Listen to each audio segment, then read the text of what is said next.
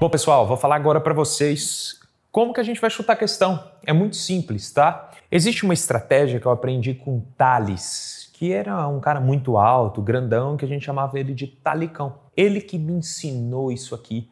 Tales é um cara que não estudava absolutamente nada e só chegava nas provas e chutava. E ele tinha resultado relativamente bom, tá? E isso é muito bacana. Então, todas as vezes que você olhar para uma questão e falar assim, cara, não sei, preciso chutar, você vai lembrar de quem? Do Tales. Lembra que ele era grandão? Como é que era o nome dele? Talicão. Isso que eu acabei de usar com você, essa historinha que eu falei, é uma técnica para você lembrar disso aqui, porque é um decoreba, que se chama Palácio da Memória. Tá? Gente, tem vários métodos e técnicas de estudos, eu acho muito bacana. Você, para quem não me conhece, essa é a minha vida. Tá vendo aquele livro que tá aparecendo lá? É o meu livro, chama Aprendizado Sem Limites. Lá eu falo muito técnica e método de estudo. Inclusive, se você não leu, leia ele, porque eu acho que vai mudar a sua vida acadêmica de aprendizado, independente se você está na residência, no internato, se você está fazendo para pré-vestibular, para concurso, tem muita coisa bacana lá. Mas agora, vamos voltar aqui. Eu vou te mostrar como chutar a questão. Em modéstia à parte, eu não conheço ninguém que entende de método e técnica de estudo igual eu entendo, até porque é a minha vida. Eu amo isso aqui que eu estou fazendo. Vamos falar de como chutar a questão? Pessoal, presta muita atenção aqui. O chutar a questão não pode ser o seu principal objetivo. Ela tem que ser a exceção. O ideal é você olhar para a questão e falar assim, é a letra B, eu tenho certeza. Você está matando a questão por conhecimento. Agora imagina, isso já aconteceu com todo mundo. Imagina que você olha para a questão e fala assim, sei nem errar. Ou imagina que você olhe para a questão e fala assim, tô em dúvida entre a A e a D. Qual que é o objetivo do Tales, do Talicão? É para você não chutar a questão com C de Cristo e D de Deus. É para você não chutar a questão. Ai, Pedro, mas é C de capeta e D de diabo também não dá certo. Tá bom, mas fica tranquilo. É para você não chutar a questão aleatório.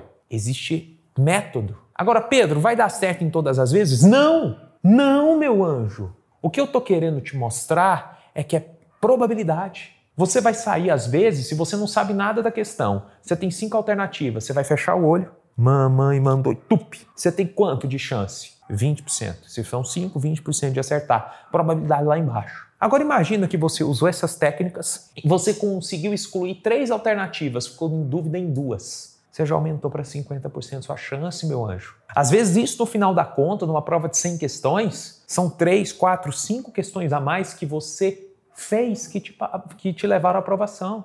Então não tem isso, ai Pedro, vou chutar. Não, você vai fazer a prova com conhecimento.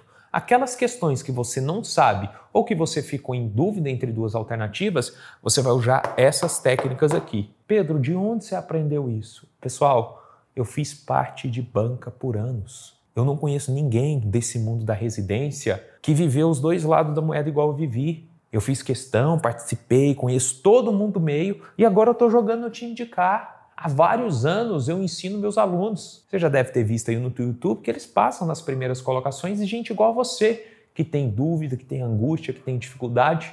Mas vamos deixar de enrolação e vamos falar de como chutar a questão. O T do Talicão. Primeira coisa que estatisticamente funciona.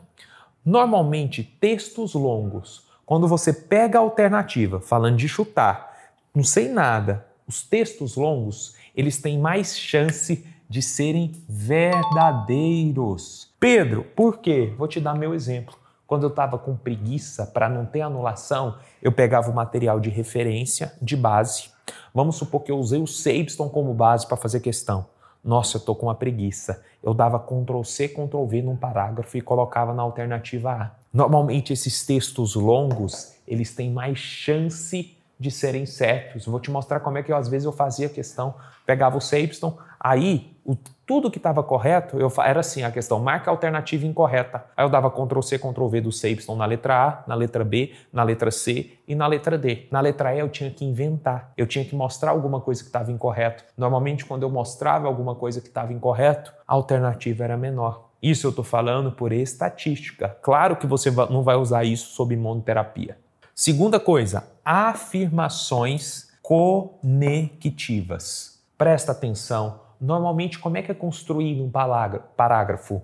É assim, a doença X faz isso, faz isso, faz isso tem várias afirmações, é isso e é aquilo. Várias afirmações que se conectam de uma determinada frase. Normalmente isso é verdadeiro. Quando aquela afirmação, elas se conectam. Aquela alternativa, ela fala assim, aquilo ali é preto e também é amarelo e também tem roxo. Isso são afirmações conectivas. E estatisticamente essas afirmativas são mais verdadeiras, tranquilo? Terceiro ponto, leitura fácil. Sabe aquela alternativa que você lê e fala assim, porra, eu não sabia o que é isso aqui não, aprendi agora, mas eu li liso. Não tem, nossa, será que é? Você leu tranquilo, falou, você ficou até com dúvida. Rapaz, parece que isso aqui foi tirado de um livro. Normalmente esse também, aquela que é a leitura fácil, é palatável a alternativa, que você lê ela de uma forma tranquila, ela é verdadeira. Presta muita atenção. Normalmente o tal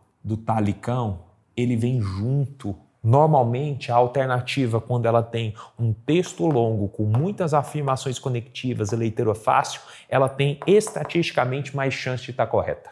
Beleza? Nossa, Pedro, eu tenho certeza que é a D, mas a A tem texto longo, afirmação conectiva e leitura fácil. Mas eu tenho certeza que está errado. Ô meu filho, eu estou falando isso aqui para chutar. Se você já conseguiu resolver a questão por conhecimento, não entra essa estratégia. É aquela questão que você não sabe nem errar ou que você ficou com dúvida entre duas alternativas. Aí você vai raciocinar nesse formato para decidir entre uma ou outra, tá? Muito importante. Essas duas aqui, ó, o I e o A, você mata muita questão. O que são afirmações inconclusivas ou partes inconclusivas? Você pega a alternativa e ele fala assim, alguns, pode causar, geralmente. A gente sabe que na medicina, na grande maioria das vezes, não tem uma coisa que é verdade absoluta. Eu lembro de uma questão que eu anulei uns 3 anos atrás, uns 4 anos atrás, que era uma questão que ele falava assim, a doença X não causa determinado sintoma. Cara, eu achei um artigo na Ásia, não lembro o país, de um relato de caso raro, falando que aquela doença causa. Então, eu consegui anular a questão e foi muito bacana. Agora, normalmente, quando a questão tem alguns casos podem ter não sei o quê, essa doença pode causar, pode, tá vendo? É inconclusiva, ela não garante 100% de certeza. Geralmente, a doença cursa com isso. Normalmente, quando tem textos inconclusivos, principalmente na medicina, isso aqui é verdadeiro. Por quê, Pedro? Porque a medicina não é uma ciência exata. O próprio cara que fez sabe que aquilo ali não é. Quando a gente sai do I e vai para o A, é o contrário. Normalmente aquelas frases que tem assim, nenhum, obrigatório, somente, todos, exclusivo, isso aqui é falso, porque é o contrário. Enquanto essa aqui não conclui nada, essa aqui, ela é a afirmação absoluta, verdade absoluta. Foi onde eu anulei a questão. Imagina uma questão que fala assim, a doença só causa esse sintoma. Somente a medicação é isso. Todos os pacientes com determinada doença têm, sei lá, tal coisa. Normalmente, quando tem alguma palavra absoluta, e lembra dessas que são as principais, olha a alternativa procurando, será que tem nenhum, somente, todos, exclusivo, obrigatório, ou palavras absolutas? Normalmente a alternativa é falsa. Tranquilo isso aqui? Beleza, Pedro.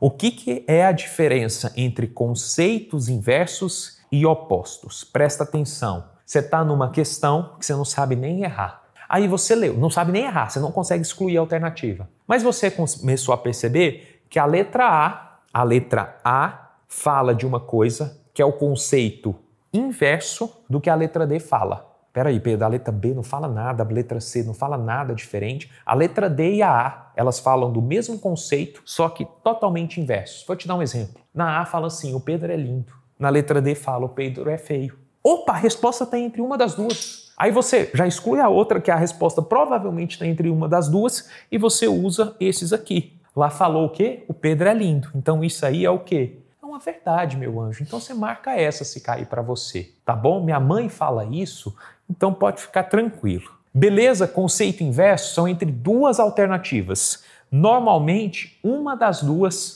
é a resposta. E aí você vai marcar com um ou outro dos critérios.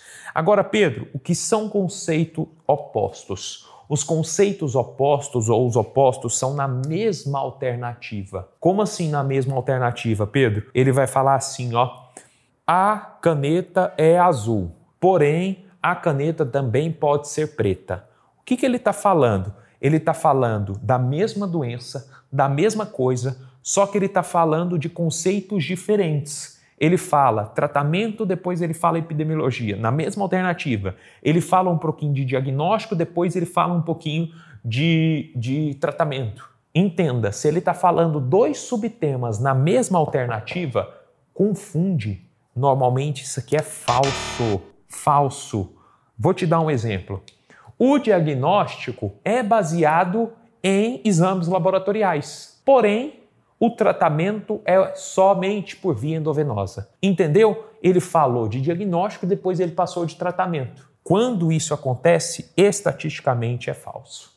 Volto a falar, presta muita atenção. Quando que você vai chamar o Tales para sua prova? Fez a prova inteira, matou todas as questões por conhecimento. Naquelas questões que você não sabe nem errar, naquelas questões que você tem dúvida entre alternativas. Olhou para a questão de novo, realmente eu estou em dúvida, chama o Tales, que ele vai te ajudar a ter uma luz para você não ficar mamãe mandou. Porque aqui eu não estou falando que você vai acertar todas as questões. Eu estou falando que você vai melhorar o seu nível de estratégia de chute. E, consequentemente, em estatística, você vai chutar e vai acertar mais. Isso, às vezes, pode impactar em 3, 4, 5 questões a mais você acertando no final da prova. Isso pode te ajudar muito na sua aprovação.